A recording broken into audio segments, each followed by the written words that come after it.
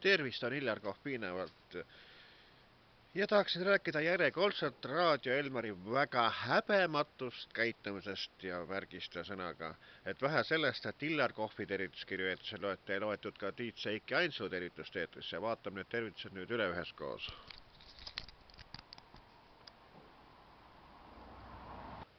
Nii, Tiit Seiki Ainsalu tervituses tekst oli selline. Tere, sooviks tervitada sügise alguse puhul sõpru ja tuttavaid looga Tee liin sügis.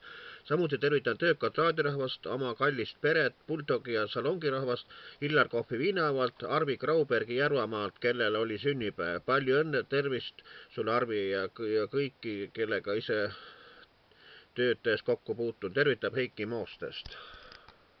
Ja mina saatsin Elmer Raadio soovisaatuse tervitses sellise ilusa e-kaardiga. Tere, Illar Kohv tervitab supertäht Anne Veskilt, tema Ilja Kohvi ning koostööpartnerid Tiit Seiki Ainsalut Moostes. Anne Veskilt veidi veel lugu.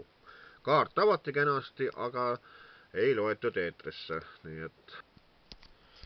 Niisiis, mind huvitab tõepoolest see, et mis haigus see Elmar põeb, sõnaga.